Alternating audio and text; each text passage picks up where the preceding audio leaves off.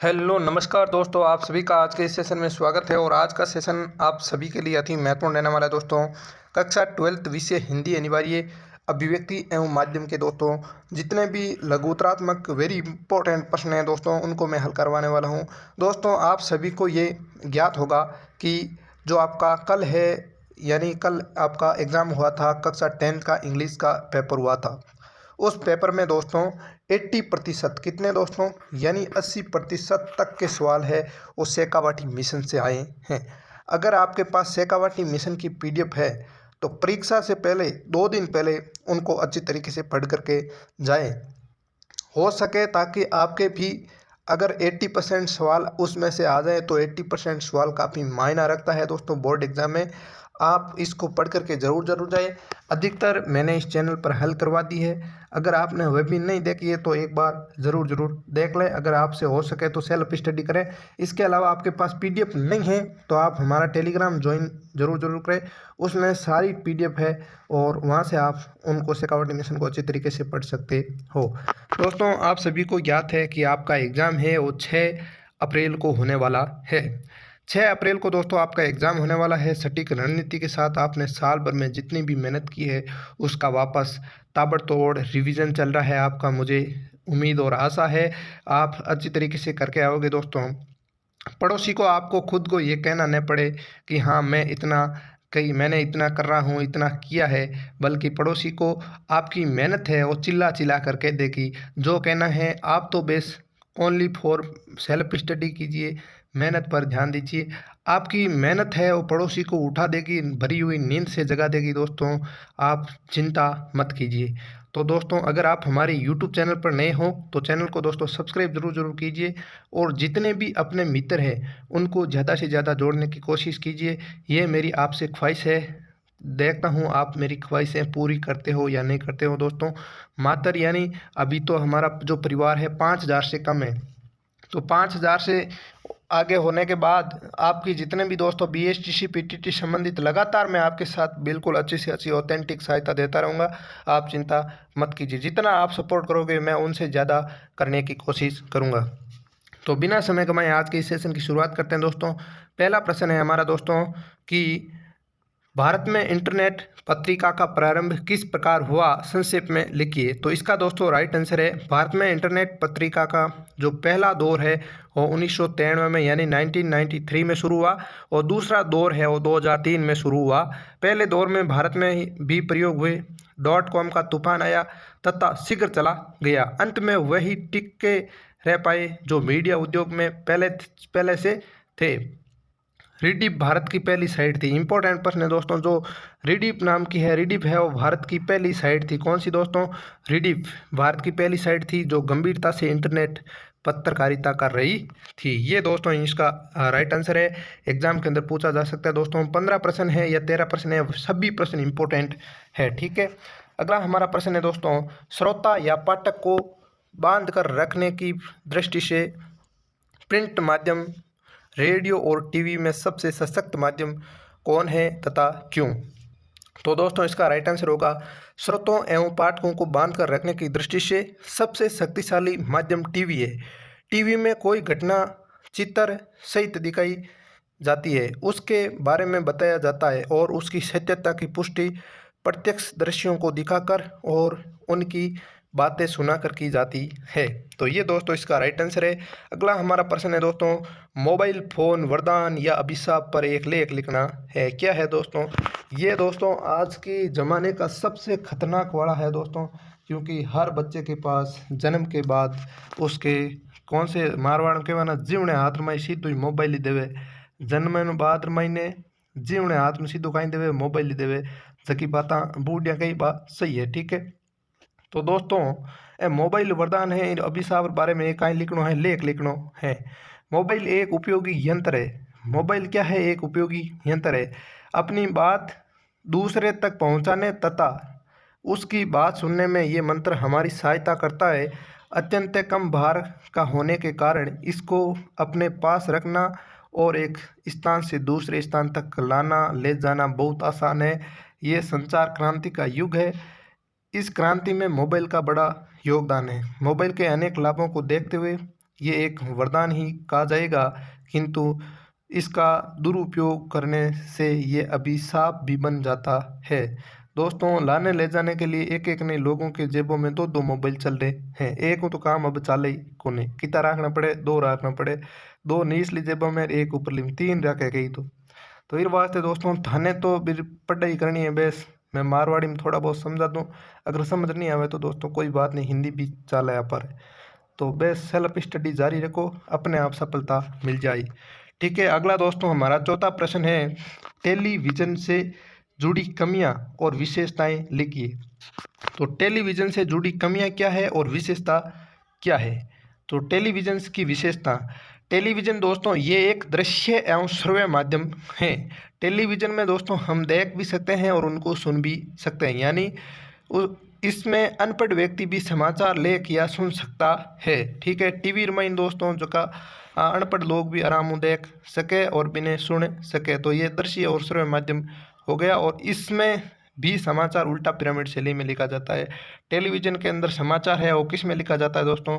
उल्टा पिरामिड शैली के अंदर लिखा जाता है। ठीक है, कमियां, किसी की छवि को बिगाड़ सकता है। दोस्तों कमियां क्या है? ये किसी की छवि को बिगाड़ सकता है। अनेक बार छोटी छोटी बातों को बार बार दिखाया जाता है, मामूली घटना को बढ़ा चढ़ा कर दिखाया जाता है, और सत्यता का अभाव होता है, अभाव नहीं होता दोस्तों, अभाव होता है। ठीक है, अगला हमारा प्रश्न है दोस्तों, पांचवा प्रश्न है हमारा, प्रिंट मीडिया रेडियो माध्यमों से प्रत्येक से संबंधित दो दो कमियां बतानी हैं। तो प्रिंट मीडिया की कमियां क्या है? तो प्रिंट मीडिया दोस्तों निरक्षरों के लिए ये किसी काम का नहीं है। ठीक है, दूसरा है घटनाओं को तुरंत पाठकों तक नहीं पहुंचाया जाता है। दोस्तों जगह लोग अनपढ़ है के लिए प्रिंट मीडिया काम का नहीं है। प्रिंट मीडिया यानी अखबार, समझ गया? प्रिंट मीडिया का मतलब वही अखबार, यानी जगह पटूड़ा नहीं है बार लिए अखबार कोई काम को नहीं। और अखबार मायने जगह प्रिंट मीडिया है बार में घटना को तुरंत पाठकों तक नहीं पहुंचाया जाता है, यानी जैसे घटना घटित हुई उसके बाद तुरंत जगह पाठक है बात तक यह चीज़ नहीं पहुंच रही है।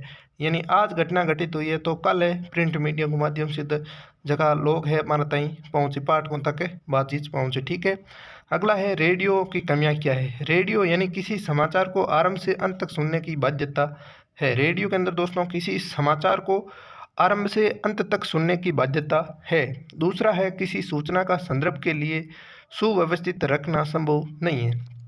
तो ये इसका राइट आंसर है। अगला हमारा प्रश्न है, मुद्रित माध्यम के लेखक और पत्रकारों को क्या सावधानी रखनी चाहिए? तो इसका राइट आंसर है, मुद्रित माध्यम के लेखक और पत्रकारों को अपने पाठकों को भाषा ज्ञान, शैक्षिक योग्यता तथा रुचियों का ध्यान रखना पड़ता है। उनको प्रकाशन के लिए प्राप्त सामग्री के समय सीमा के प्रति भी सावधान रहना होता है। उनको सामग्री की शब्द सीमा का भी ध्यान रखना होता है, और उन्हें प्रकाशित सामग्री को छापने से पूर्व शुद्ध करने में पूरी सावधानी रखनी होती है। लेखन में तारतम्यता और स्वाभाविक प्रवाह बनाए रखना भी जरूरी है। तो दोस्तों लेखन में क्या होना चाहिए? तारतम्यता होना जरूरी है और स्वाभाविक प्रवाह बनाए रखना भी होना जरूरी है। तो ये दोस्तों लेखन, जो मुद्रित लेखन है उसमें क्या करना चाहिए? लेखक और पत्रकार को सावधानी रखनी चाहिए। अगला हमारा प्रश्न है दोस्तों, हिंदी में नेट पत्रकारिता के बारे में आप क्या जानते हैं? संक्षेप में लिखिए। तो हिंदी में नेट पत्रकारिता यानी वेब दुनिया के साथ शुरू होती है। कब दोस्तों हिंदी में नेट पत्रकारिता है वो वेब दुनिया के साथ शुरू हुई? इंदौर के नई दुनिया समूह से शुरू हुआ। ये पोर्टल हिंदी का संपूर्ण पोर्टल है। जागरण, अमर उजाला, हिंदुस्तान भास्कर, राजस्थान पत्रिका आदि ने विश्व जाल में अपनी उपस्थिति दर्ज करनी शुरू कर दी है और इनके वेब संस्करण शुरू किए। प्रभात साक्षी नामक अखबार प्रिंट रूप में नए होकर केवल इंटरनेट पर ही उपलब्ध है। कौन सा दोस्तों? जो प्रभात साक्षी अखबार है वो प्रिंट रूप में नए होकर क्या है? केवल इंटरनेट पर भी उपलब्ध है। अगला हमारा आठवां प्रश्न है दोस्तों, इंटरनेट पत्रकारिता के विकास में सरकार के सहयोग के बारे में विचार लिखिए। तो इंटरनेट पत्रकारिता के विकास में सरकार भी प्रचुर मात्रा में सहयोग कर रही है। सरकार के सभी मंत्रालय, विभाग, सार्वजनिक उपक्रम और बैंकों ने अपने अनुभाग प्रारंभ किए हैं, जो चाहे कुछ स्थानों पर आज तकनीकी उपेक्षा के शिकार है, फिर भी डाटाबेस तो तैयार हो ही रहा है। ये सभी मिलकर हिंदी की ऑनलाइन पत्रकारिता का मार्ग प्रशस्त कर रहे हैं। अगला दोस्तों हमारा प्रश्न है, 8वां प्रश्न है, उल्टा पिरामिड शैली में समाचार के कितने भाग होते हैं, उनके बारे में सामान्य जानकारी लिखना है। दोस्तों आज का सबसे वेरी इंपॉर्टेंट प्रश्न है, ठीक है। उल्टा पिरामिड शैली प्रश्न 100% पूछा जा सकता है। और इसके अलावा जितने भी मैंने बोला था ककारों के नाम याद रख करके जरूर जाना। इन दोनों में से एक प्रश्न तो निश्चित रूप में आपके परीक्षा में पूछा जाएगा। उल्टा पिरामिड शैली में समाचार के 3 भाग होते हैं, कौन कौन से? इंट्रो, बॉडी और समापन। कौन कौन से दोस्तों? इंट्रो हो गया, बॉडी हो गया और समापन हो गया। समाचार के इंट्रो को लीड या हिंदी में मुकड़ा भी कहते हैं। ये खबर का मूल तत्व होता है जिसे प्रथम 2 या 3 पंक्तियों में बताया जाता है। उसके बाद दोस्तों बॉडी में समाचार का विस्तृत ब्यौरा दिया जाता है जो घटते हुए महत्व क्रम में दिया जाता है। और अंत में क्या होता है? समापन होता है। तो ये उल्टा पिरामिड शैली के समाचार में लेखन के भाग और उनकी छोटी सी जानकारी है, आपको अच्छी तरीके से याद रखना है। अगला है, आज की तनावपूर्ण जीवन शैली पर एक फीचर लिखिए। तो इसका दोस्तों राइट आंसर है, विकास और प्रगति के दौर में जहाँ मनुष्य को सुख सुविधाओं की अमूल्य भेंट प्रदान की है, वही उसके मानसिक तनाव के जंजाल को भी उसके पीछे लगा दिया है। वह उचित अनुचित सभी तरीकों से वैभव, सत्ता और सामाजिक प्रतिष्ठा पाने को बेचैन है। इन सब को पाने के लिए उसे नाना प्रकार की तनावों को झेलना पड़ता है। माता पिता को बच्चों के अच्छे लालन पालन और उत्तम शिक्षा दिलाने का तनाव है। बेरोजगारी का तनाव है। युवाओं को अच्छी नौकरी दिलाने व व्यवसाय पाने का तनाव है। अब तो राहें चलते लूटने तक का भी तनाव है। बीमारी का तनाव है। आयकर वालों के छापों का तनाव है। गृहस्थ ही नहीं, नेता, अभिनेता, साधु संत और कलाकार सब इस तनाव के आतंक से व्याकुल है। जीवन शैली में सादगीपूर्ण जीवन और ईश्वर में विश्वास से युक्त बनकर ही इस प्रेत से पीछा छूट सकता है। ये दोस्तों इसका राइट आंसर है। काफ़ी अच्छा प्रश्न है दोस्तों, पूछा जा सकता है। अगला हमारा प्रश्न है दोस्तों, जनसंचार का सबसे पुराना माध्यम क्या है और इसके अंतर्गत क्या क्या माध्यम आते हैं? तो इसका राइट आंसर है, जनसंचार का सबसे पुराना माध्यम मनुष्य है। क्या है दोस्तों? जनसंचार का सबसे पुराना माध्यम मनुष्य है। पौराणिक काल में देवर्षि नारद को प्रथम समाचार वाचक माना जाता है। महाभारत काल में संजय की परिकल्पना भी समृद्ध संचार व्यवस्था को इंगित करती है। शिलालेख में पट्टिका का प्रयोग, गुफा चित्र, नौटंकी, सांग आदि इसी माध्यम के अंतर्गत आते हैं। तो ये दोस्तों इसके राइट आंसर है। अगला 12वां प्रश्न है, फोन इन का क्या आशय है? फोन इन का क्या मतलब है? ठीक है, तो इसका दोस्तों राइट आंसर है, टीवी में सूचना को दूसरे चरण ड्राई एंकर के पश्चात समाचार का विस्तार होता है। एंकर घटनास्थल पर उपस्थित संवाददाता से फोन पर बात करके सूचनाएं दर्शकों तक पहुंचाता है। इसमें रिपोर्टर घटनास्थल पर मौजूद रहता है तथा घटनास्थल से जो भी जानकारी मिलती है रिपोर्टर उन्हें ज़्यादा से ज़्यादा लोगों तक पहुंचाता है। ये होता है फ़ोन इन। ठीक है, तो अगला हमारा प्रश्न है दोस्तों, इंटरनेट से जुड़ी विशेषताएं और कमियां लिखिए। इंटरनेट की विशेषताएं दोस्तों, 24 घंटे समाचार और सूचनाएं उपलब्ध, पूरे समाचार पत्र, पत्रिकाएं, अनेक पुस्तकें, इंटरनेट पर उपलब्ध सभी जानकारियों के स्रोत संग्रहित है। कमियां क्या है इसके अंदर दोस्तों? इंटरनेट पर अश्लीलता है, दुष्प्रचार हो रहा है, गंदगी फैलाने का साधन, विश्वसनीयता का अभाव है, सांस्कृतिक प्रदूषण का माध्यम है। तो ये दोस्तों आज के अभिव्यक्ति और माध्यम के 30 इंपॉर्टेंट प्रश्नों के बारे में 13 जो इंपॉर्टेंट प्रश्न है उनके बारे में चर्चा की हमने। ये सभी इंपॉर्टेंट प्रश्न है दोस्तों, इनको अच्छी तरीके से एग्जाम में पढ़ करके जाना, निश्चित रूप से एग्जाम में आएंगे। और आपसे छोटी सी रिक्वेस्ट है कि आपने अभी तक हमारे ये टेलीग्राम चैनल को ज्वाइन नहीं किया है तो ज्वाइन जरूर कर लेवे। इन सब की सारी PDF है वो हमारे टेलीग्राम चैनल में उपलब्ध है, वहाँ से जाकर आप देख सकते हो। तो आज के लिए इतना ही, मिलते हैं नेक्स्ट सेशन के साथ, तब तक के लिए धन्यवाद। जय हिंद, जय भारत।